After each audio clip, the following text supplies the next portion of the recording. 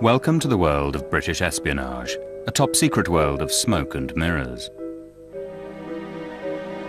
In this programme we uncover the Black Ops, the special operations our intelligence services want kept classified. Now, I know the British government will say we don't assassinate people, we've never assassinated people. This is not true. Once I saw a plan to assassinate Slobodan Milosevic. There were three sort of classic assassination scenarios, basically. We expose the commando units brought in to do this dirty work. MI6 recruited around 60 SAS agents to work alongside them in special operations. We reveal when it comes to making friends, our intelligence agencies aren't particularly choosy. It's quite clear and apparent that MI6 was involved with groups that were part of the Al-Qaeda network.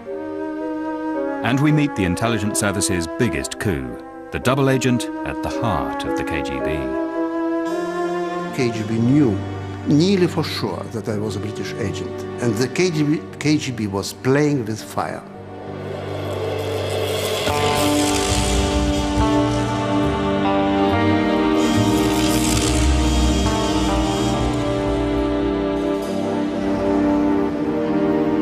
An increasing amount of the intelligence service's work is becoming public.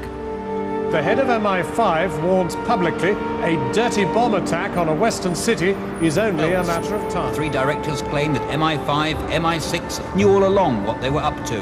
Also emerged today about government meetings with security officials like the head of MI6, Sir Richard Dearlove. Street published a dossier from MI5 and MI6 which stated that Saddam had weapons of mass destruction. However, there is still one area of their operations that remains top secret. Their Black Ops.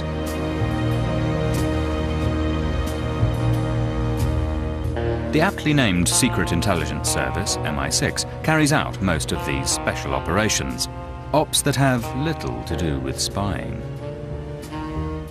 Special operations are different to intelligence gathering. Intelligence gathering is passive, special operations are active.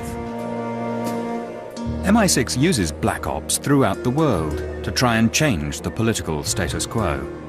And they have quite a menu of techniques. This has included running coups, overthrowing governments, psychological operations, setting up black propaganda, and all those kind of things. Understandably, the intelligence services are keen their activities remain anonymous. MI6 works not entirely but largely overseas, and circumstances arise with MI6 where some of the things it does are deniable. And to ensure these operations cannot be traced back to the intelligence services, they mainly contract out the work. Contract agents are people who work directly for MI6 or MI5, and they may be involved in a number of operations, but at the end of the day, they're not direct officers, and for instance, they won't get pension rights and those kind of things. Seconded from the British military, they become members of a very select and secret regiment, referred to internally as the Increment.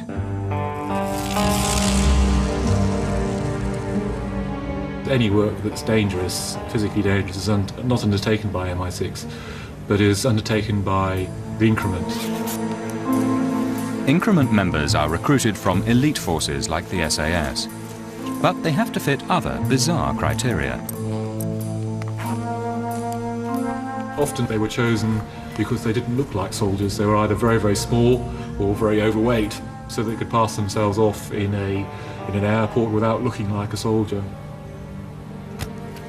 They are then given further training by MI6, given training in disguise, in using false passports, in using false credit cards, that sort of thing. And at a time of heightened terrorist threats, MI6 is keen to recruit new Increment members.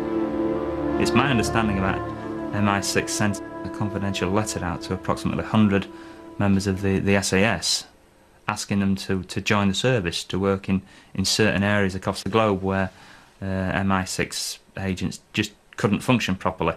And I understand MI6 recruited around 60 SAS agents.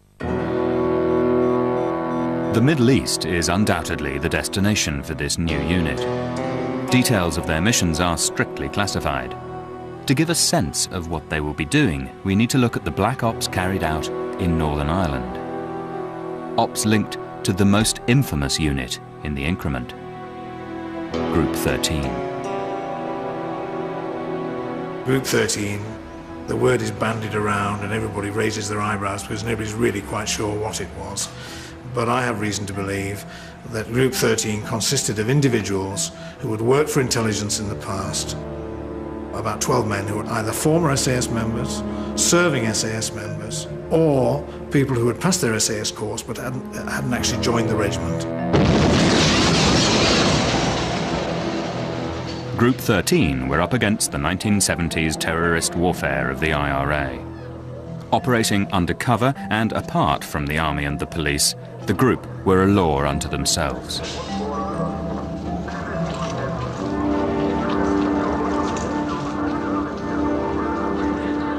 They bypassed the normal communication system of the army.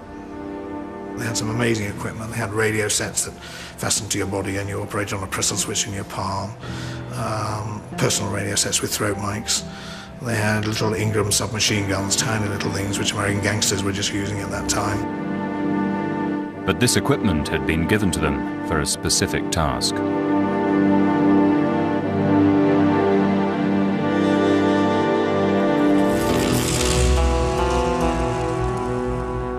I know the British government will say we don't assassinate people, we've never assassinated people. This is not true. These units targeted people and in some cases knocked them off, assassinated them, killed them. While details of Group 13's work in Northern Ireland remains classified, some black ops carried out in the province have now been exposed. The longest criminal investigation in British history by the most senior UK police officer, and the most devastating conclusions for the security services in Northern Ireland. In 1989, Sir John Stevens was appointed to examine allegations that the intelligence agencies had colluded in assassinations. The period from 73 through to about 1976 is very murky indeed. This is the period of dirty tricks, some of which are now beginning to surface. And there are various groups of victims of what went on in that period who are now releasing material. There was collusion with terrorist groups, and the security agencies were involved in this. Among the cases featured in the inquiry's report was the murder of Patrick Finucane. In February 1989, the Belfast lawyer was shot 14 times by loyalist gunmen. But the assassination was linked to an agent who worked for the RUC and fed information to MI5. The report concluded that the security services were clearly implicated in Finucane's death. Sir John concluded that the murder was never properly investigated, despite police officers knowing who did it. We have identified serious shortcomings highlighting collusion and the extreme of security force agents being involved in murder. But MI5 and 6 haven't just been involved in the assassination of minor enemies. They are not beyond considering the elimination of much bigger fish.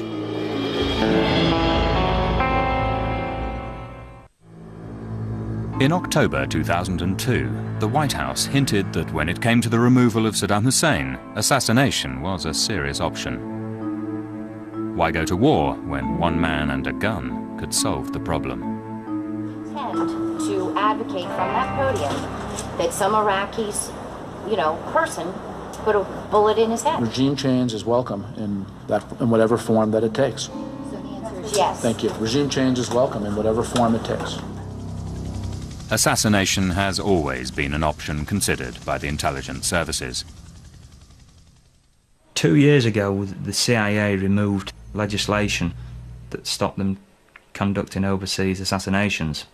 And the CIA have formed a special unit now that will purposely go out anywhere in the world and legally take out some of the terrorists. Whether MI6 do that is something you'll certainly have to ask them, but I think if they had an opportunity to remove a particular target, I think the events in Baghdad have clearly showed that we would do that. And I think possibly they may be involved in some sort of shadowy operation from time to time, though they would never admit that.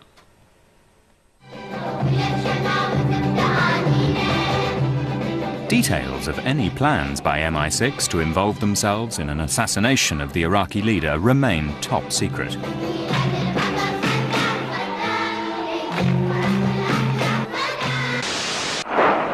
But to find details of an MI6 assassination plan, you only have to go back a decade.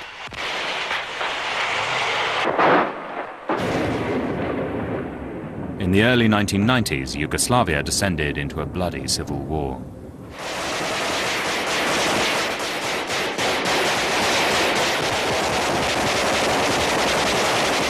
At the heart of it was a hardline Serbian nationalist, Slobodan Milosevic.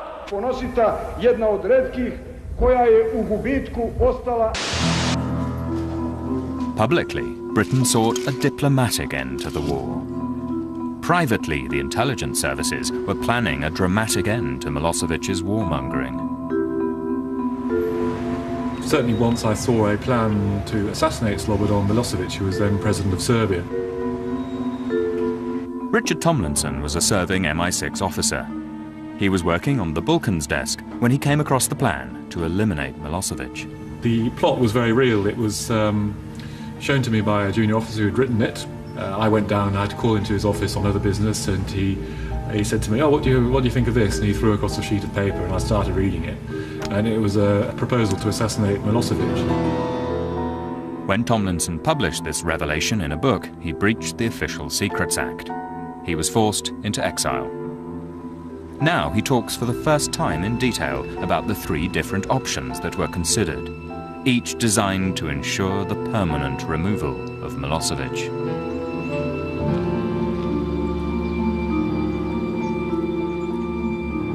There were 3 sort of classic assassination scenarios, basically. One was to train up some of the Serbian resistance to carry out the assassination with a bomb, probably, at one of the rallies that Milosevic spoke at. That plan was considered too risky. Too many things could go wrong. Plan 2 involved using one of their own to ensure the job was done right. The second plan was to use the increment and use the people in the increment who were trained as snipers to attack Milosevic while he's at a public engagement. But again, the plan was too public.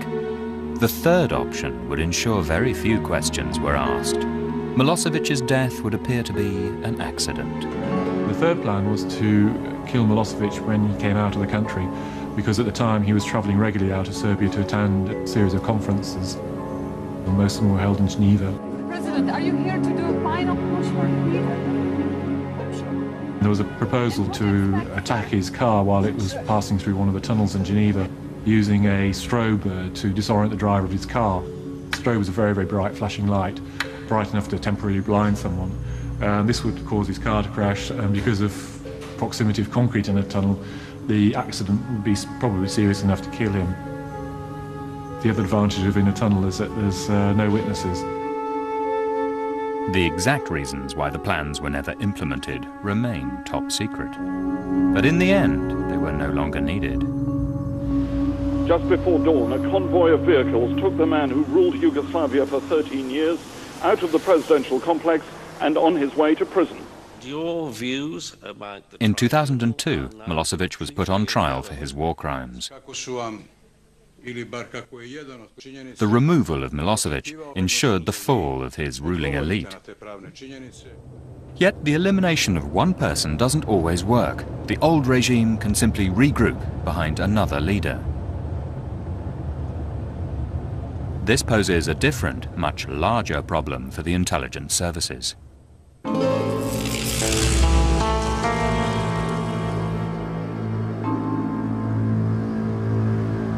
If Britain doesn't like a foreign regime, One option is to get MI6 to try and remove it. Regime change has always been one of the black ops given to our foreign intelligence service by the government. But now it seems everyone has been let in on this state secret. My administration still supports regime change. There's all kinds of ways to change regimes. In 2003, war offered a very public solution to the perceived need for a total regime change in Iraq. But behind the scenes, MI6 had been secretly working on the overthrow of Saddam Hussein since the early 1990s. It was no easy task. Where the regime has been strong-willed, it's very difficult to overthrow that regime. We can tie this into events in Iraq. Over the last 10 years, Saddam Hussein has been determined to cling to power. To instigate complete regime change, you need an alternative government. MI6's role is to work secretly with resistance groups to try and create one. This also wasn't easy in Iraq. Throughout MI6's operations, this has been one of the major problems. They haven't been able to set up an exile government, a suitable group of politicians which would be acceptable to the population. When you're trying to change a regime, it's vital to make friends with the opposition. But MI6 has a bad track record when it comes to choosing the right friends. 20 years before the Iraq War, MI6 attempted another regime change in the Middle East. This time the country was Iran. When war broke out between Iran and its neighbor, MI6 had the perfect chance to help remove the country's radical Islamic regime. All they had to do was help the other side. But the other side was Iraq. We were faced with a great dilemma as who was the worst of the powers fighting the Iran-Iraq war. And at the time, remember, it was the period of Ayatollah Khomeini. It was thought that by a narrow margin, the Iranians were more dangerous. The Ayatollah and his radical Islamic regime were considered to be a greater threat to Western interests than Iraq's nationalistic dictator, Saddam Hussein. So, to try and get a regime change in Iran, MI6 gave a helping hand to Iraq. Certainly some help was given to them in the way of intelligence and in fields related to that, security. To help Iraq win the war, British intelligence taught Saddam how to spy on his enemies. They gave him access to our spying technology. But even with Western help, Iraq could not defeat Iran. In the end, it was the UN who settled the dispute. Nobody more pleased than the Secretary-General himself, about to make history by calling on both sides in the war to stop fighting. To discontinue all military action on land, at sea, and in the air. The Ayatollah held on to power in Iran. And within a few years, it was Saddam who became enemy number one. An enemy who could now protect his secrets with British technology and know-how. One of the effects was that their communications became more secure, and so it was more difficult to read their intentions.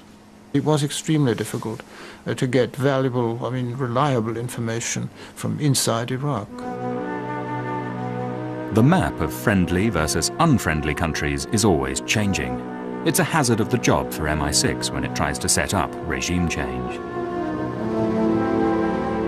So, the Secret Intelligence Service, SIS, finds itself deliberately making friends with a potential enemy.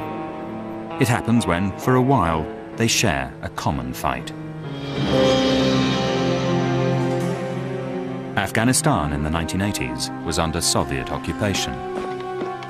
the Secret Intelligence Service became actively involved in arming and training the Mujahideen, the anti-Russian resistance movement.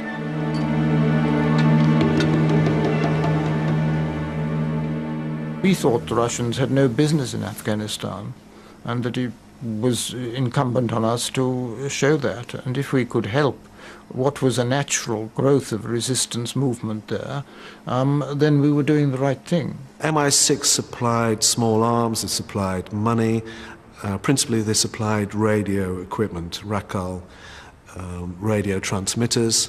There was also a period when they were supplying blowpipe missiles. But this had to remain a black op. The Islamic Mujahideen had links to known anti-Western terrorist groups. Once SIS was authorised to actively involve itself inside Afghanistan, obviously it was a very sensitive matter. The numbers involved were very small. There were only 2 or 3 people who went in each time to do the training. With the help of MI6, the Mujahideen won the battle for Afghanistan. But the intelligence service's work here would come back to haunt them.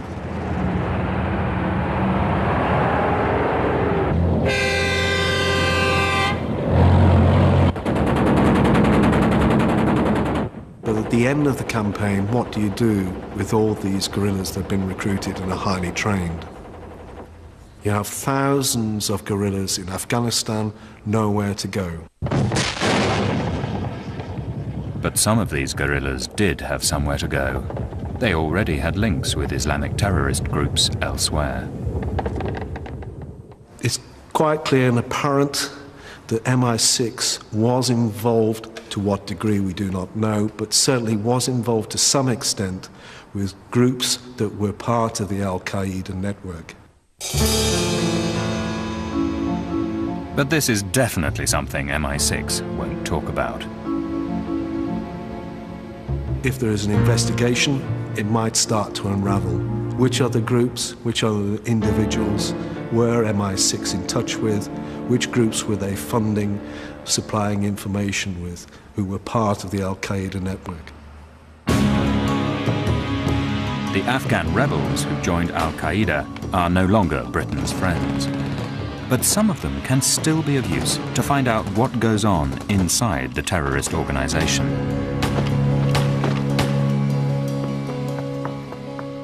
Once you get really good inside intelligence about any group, you are able to learn what the levers of power are and what each man fears from another, and what each man is capable, will credit another man with being capable of doing. It's all a matter of inside knowledge. This insider knowledge, designed to divide and rule Al-Qaeda, was honed during 20 years of special operations in Northern Ireland.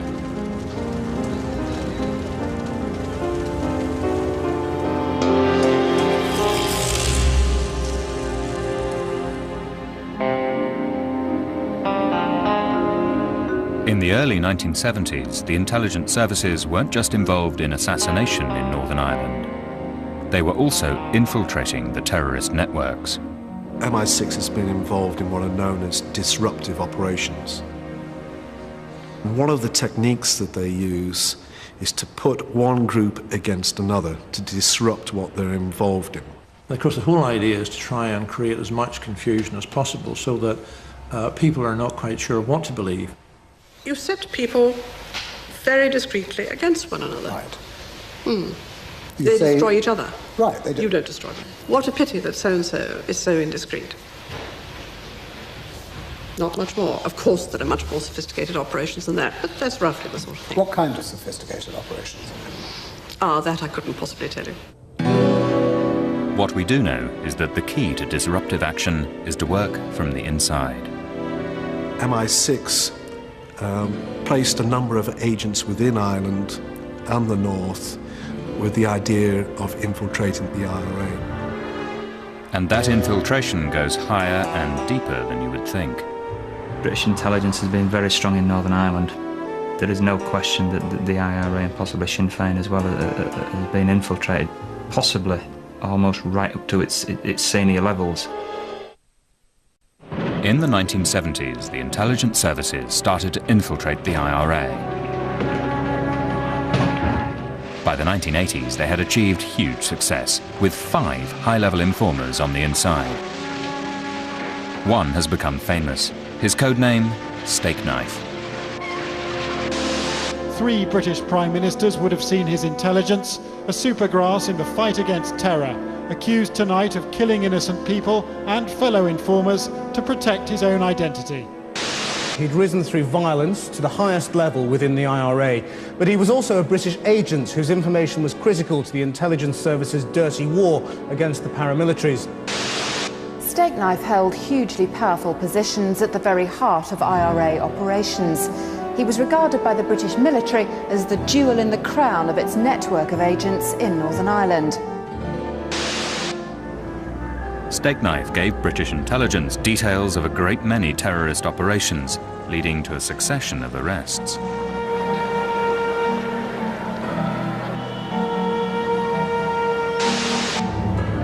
He also preempted some attacks. In 1988, he gave a precise schedule of an IRA bombing mission to Gibraltar. The result, 3 terrorists were shot and killed when they were ambushed by the SAS. But not all British recruits have been as reliable as Steak Knife. MI6 engaged in what appeared to be cowboy operations. They recruited a number of low-level operatives, including the notorious Little John brothers. Even in the world of espionage, the Little Johns were 2 very unusual contract agents. Little Johns were, I think it's acknowledged generally, petty criminals. These 2 characters were basically then used to try to infiltrate the IRA. Once inside the IRA, and on the instructions of MI6, the Little Johns carried out a series of bank robberies in Southern Ireland.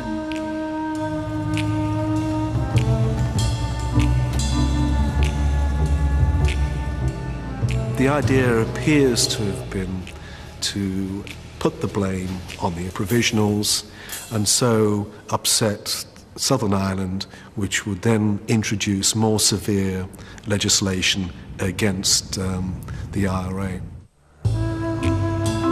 On the 12th of October 1972, the brothers carried out the biggest bank robbery in Irish history. They took £67,000 from a branch of the Allied Irish Bank in Dublin. But things hadn't gone according to plan, and half the Little John's gang had run away during the armed raid. They carried out a bank robbery. They really bungled a bank robbery. The Little Johns fled to the UK, but a trail of clues led straight to the brothers. Once under arrest, the Little Johns felt they had no option but to tell the police they worked for MI6. The agreement was that if I got back to England, I would be safe. If I was caught in Ireland, then I was on my own. Well, I got back to England. It was the British that betrayed me. The British sent us back to Ireland. And then, of course, the whole thing suddenly became a major story in the press. MI6 were publicly exposed. Their use of petty criminals and the revelation they had condoned a bank robbery caused them acute embarrassment.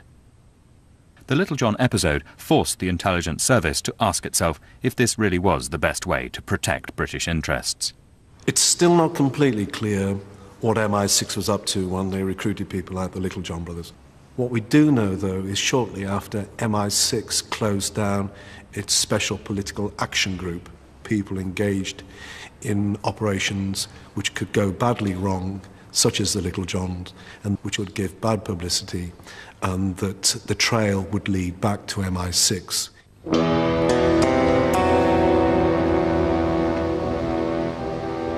MI6 may be more careful now who they use, but getting your dirty work done by someone else is still key to most black ops. It's true for the government as much as the intelligence services. I think there are from time to time cases where you want to test whether somebody who may be quite dangerous is really dedicated to disrupting your country's interests, or whether they can be brought round by money, by offers of one kind or another, by recognition of one kind or another. And in those circumstances, your intelligence service is available to do that. Persuading people to do what Britain wants has been the aim behind many of the intelligence service's black ops. Gathering incriminating evidence can prove vital to ensuring a change of mind. The clearest case occurred 40 years ago when the British faced an intransigent archbishop in Cyprus.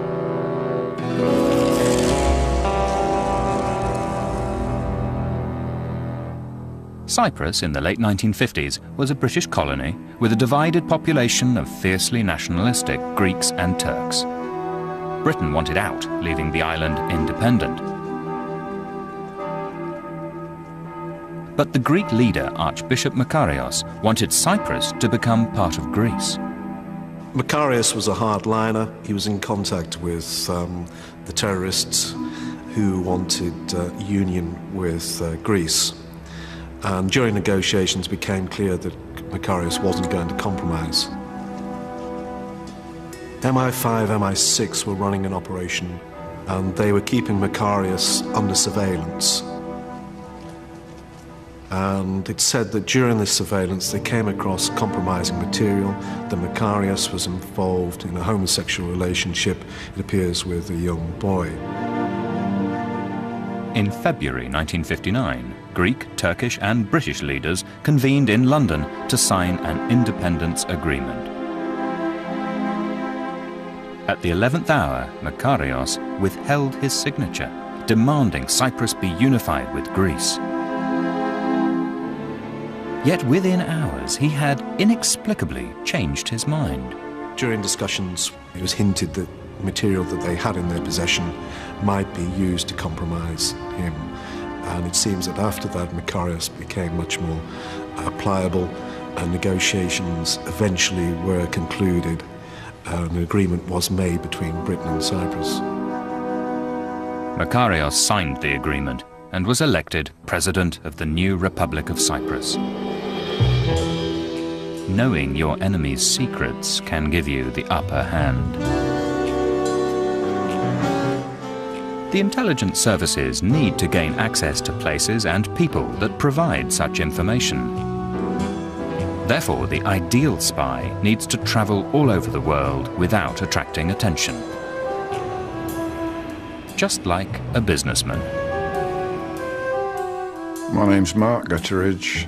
I was assisting the intelligence services from approximately 1979 to 1991.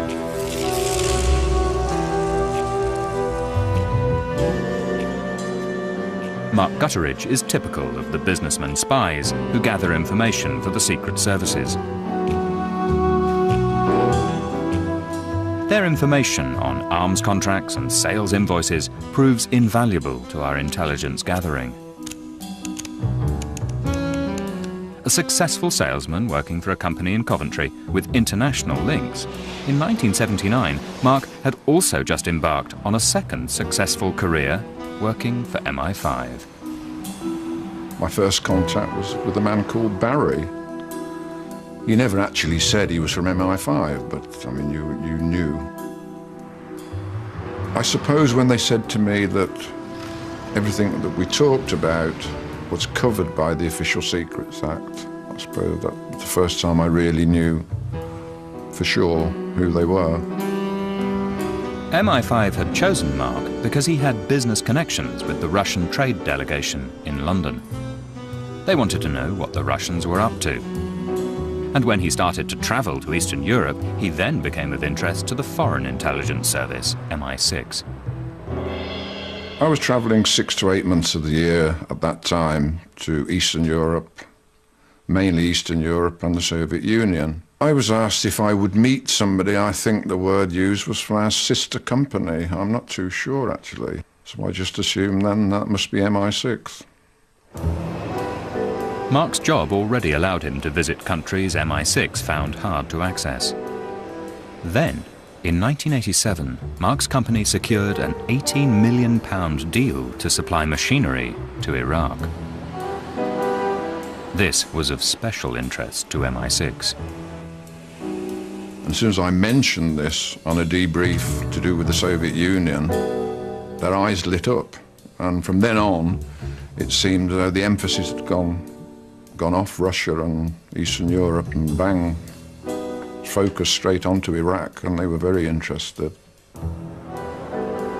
And they wanted to know who we'd met, what components they were producing, which factories visited, locations, you know, how many miles from Baghdad, north, east, or wherever. As Mark's business trips to Iraq increased, so did the frequency of his debriefings with MI6. We always used to meet in one of the hotels in Coventry. To start with, I think we used to meet about once every 2 months.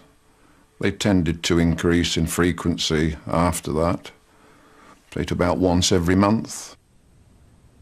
Mark was asked to report on factories in Iraq where weapons might be made. But he was never officially employed by MI5 or 6, and he received no payment for his work.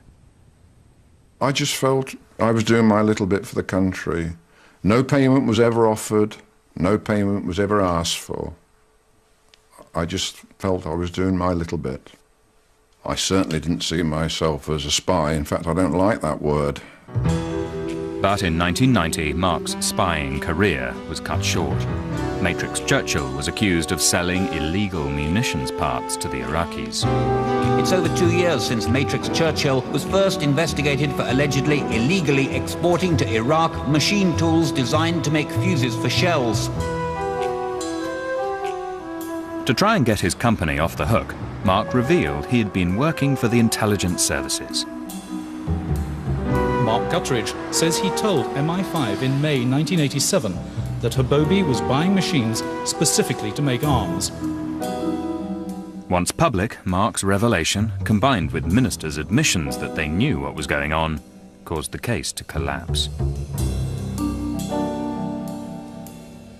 Outside the Old Bailey, champagne for the 3 company directors as they celebrated the withdrawal of all charges against them. We never hid the fact that the machine tools were going to go into an industry that would make munition components.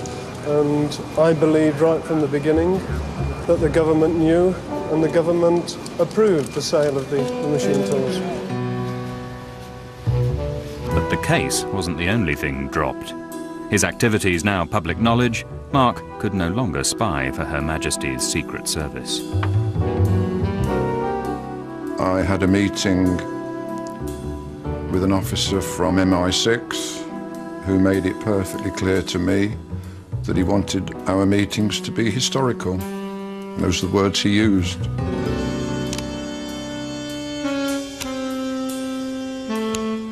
If I was ever approached again, I think I would. I would do the same thing again. I can't imagine that's ever going to happen. There are plenty of Mark Gutteridges out there happy to do their bit. The intelligence services can afford to drop a few along the way. But some spies are far too valuable for the intelligence services to lose. They are the double agents.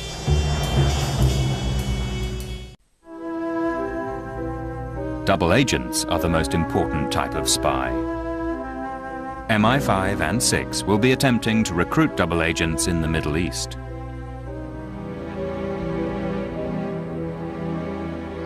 When, in 1985, Moscow needed to appoint a new KGB head of station in London, MI6 saw their chance to put a double agent in at the very top of Russia's spying operations.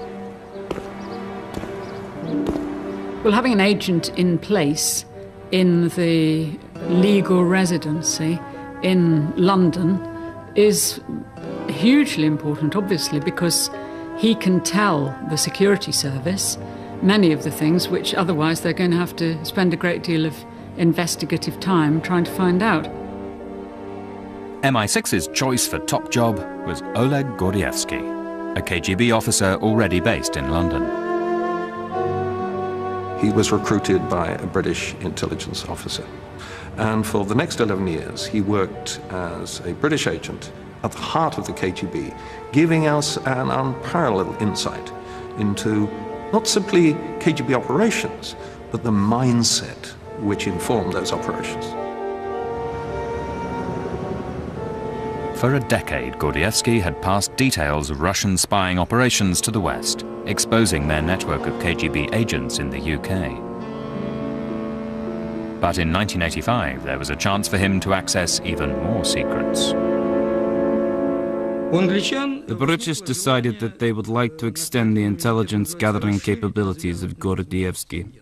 In other words, they wanted him moved up to a higher position in order to enable him to have access to more secret, valuable information. The way to do this was to remove the people above Gordievsky and make it impossible for them to be replaced, so that he would be in there. The plan was simple. Moscow needed a work visa for any new KGB man they sent to London. All MI6 needed to do was refuse all these visas. The first one they got rid of was Arkady Guk, who was the incumbent resident agent. Moscow wanted to send a replacement for Guk, but he was not given a visa. This was the so-called visa wars. To cut a long story short, they did not succeed in sending a replacement. But MI6 chose that moment to renew Gordievsky's visa. This made the KGB suspicious. They thought, something is not right, it's not right. They're bound to know that he is an intelligence officer. Why did they grant visa to him? The KGB had no proof that Gordievsky was a double agent, so made him their senior spy in London. But not for long. At the end of April, the KGB knew nearly for sure that I was a British agent. And the KGB was playing with fire. They were keeping a British spy agent as head of station for about 16 days. And first on the 17th day, they sent a telegram to me. Come immediately to Moscow for important consultations. And so it was the end of it. Unaware he had been exposed, Gordievsky returned to KGB headquarters in Moscow, where he was interrogated. He admitted nothing and was released. But the clock was ticking. Either he escaped or eventually he would be shot as a spy. He was under daily surveillance, continuous surveillance by the KGB. And that means 20 or 30 people following him. The Soviet Union was a one big concentration camp. Impossible to escape. But in the tradition of all fictional spies, Gordievsky had an escape plan. The way he shook off his surveillance was completely brilliant. He went out early as if he was going for a run, where there is that piece of woodland. They can't run in the woods not knowing in which direction. So I ran very quickly. At that time I was a great jogger. And soon I was 2 kilometers away from them. Then I went on a bus, then on another bus, then on a tram, then underground, changing lines in the underground, and arriving at the square. There is in Moscow a very famous square of 3 huge railway stations in 3 absolutely different directions. And there I already had a ticket to Leningrad. Gordievsky made it to Leningrad, and from there he headed towards the Finnish border, where he was to rendezvous with MI6 agents. They would smuggle him across the border in the boot of their car. We went to the border, checkpoint 5 times. At one point, I heard the voices and dogs, the KGB dogs nearby, sniffing.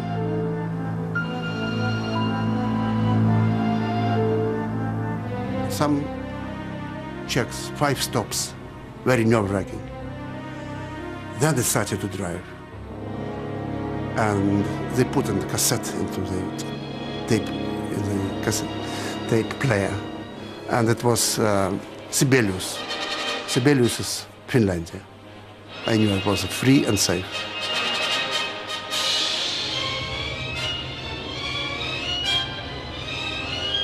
Once Gordievsky was safe in the West, MI6 couldn't wait to tell the world about this top-secret double agent.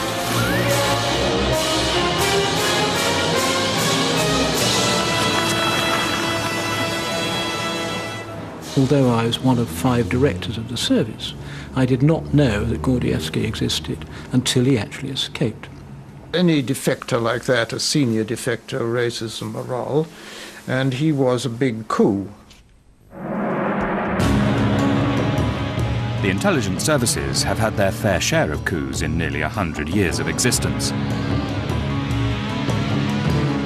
But they are the first to admit the job is getting harder. The enemies they face have changed. The technology they used, and that is used by these enemies, has expanded. The ability to gather information has exceeded our wildest beliefs years ago. No one in their senses thought that we were going to move into a completely serene and safe world, and wherever there are dangers, you want to be able to know about them and anticipate them.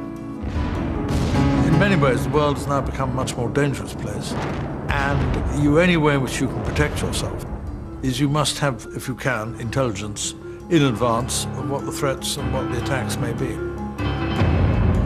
There is a huge operation going on. It is a most secret war, and it's a war that the public are not privy to.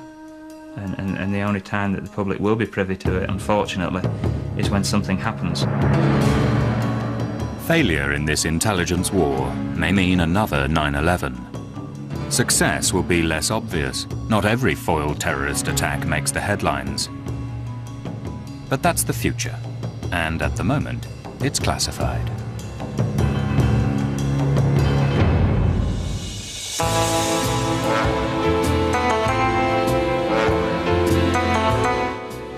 Tomorrow at 7, German military intelligence during World War II. Next today, another collection of engineering disasters.